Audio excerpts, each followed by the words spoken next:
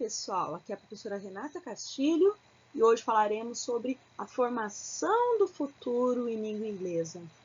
Focaremos nossos estudos em dois tempos. O primeiro, o immediate future, e o segundo, o simple future, ou melhor, o futuro imediato e o futuro simples. Vamos para a nossa aula de hoje? Primeiro caso, immediate future. Ele é criado para falar de ações que iniciaram no presente e serão concluídas no futuro. E o simple future já é o futuro que nós conhecemos. As ações que nós faremos, que nós conviveremos, então esse já é o simple future. Falaremos primeiro do immediate future, que é usado para indicar uma ação que inicia no presente e será concluída no futuro.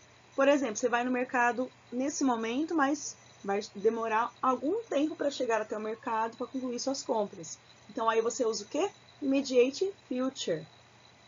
Elas podem ser construídas, a estrutura, em três estruturas: afirmativa, negativas e interrogativas. Vamos ver um pouquinho de cada uma?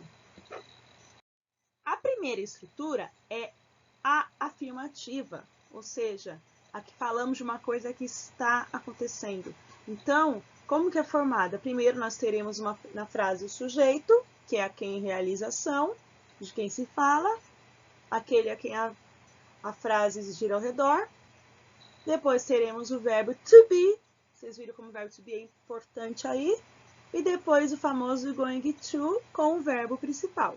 Então, como que fazemos? Primeiro o sujeito I, depois o verbo am, going to e o verbo travel, que é viajar. I am going to travel, ou seja, iniciei uma viagem agora e uma hora eu vou terminar, mas a viagem foi iniciada agora.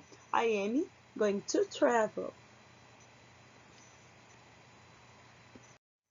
E a estrutura negativa? Se na primeira frase falamos de uma coisa que estamos começando a fazer, na negativa é uma coisa que não estamos começando a fazer.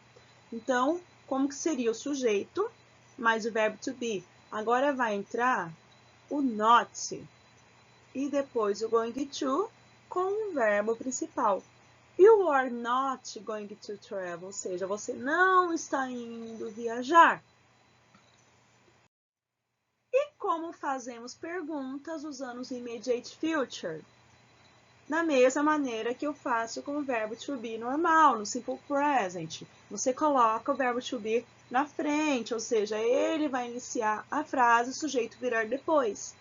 Então fica, are you going to travel? Esqueci de falar sobre um sinal de interrogação, que é muito importante. Você vai colocar o verbo to be, mais o sujeito, mais o going to, mais o verbo, mais o interrogação. Então vai ser, are you going to travel? Você está indo viajar? Agora falaremos o simple future. O que é o simple future? O tempo usado para indicar ações futuras que ainda irão acontecer, mas não iniciam no presente, vão acontecer apenas no futuro.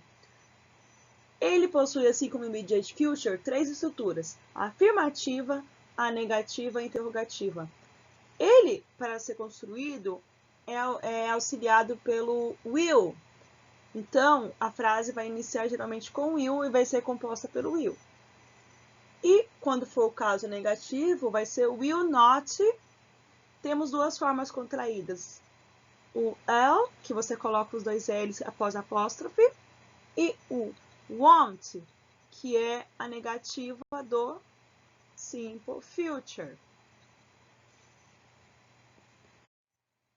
A estrutura afirmativa é construída de uma maneira muito simples, pessoal. Nós usamos o sujeito mais o will, ou apóstrofe do dois L's, se vocês preferirem, mais o verbo. Então, vai ser I will stood, ou I'll stood, como vocês preferirem.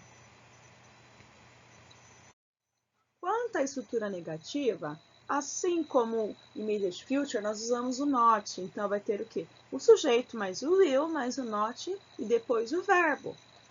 Caso vocês queiram contrair e simplificar, no lugar do will not, vocês podem usar a forma contraída que é o want.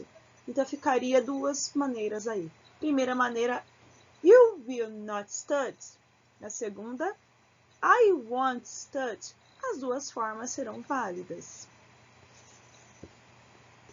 E para fazer perguntas, que é a forma interrogativa, é só colocar o will na frente. A frase vai iniciar com o quê? Com o will.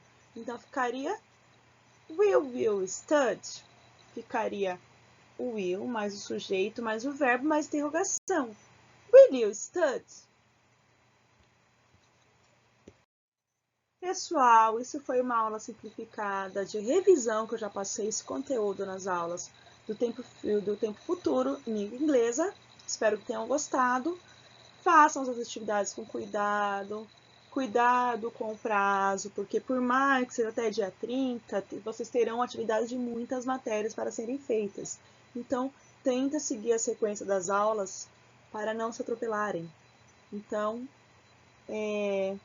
um bom descanso para vocês, meus queridos.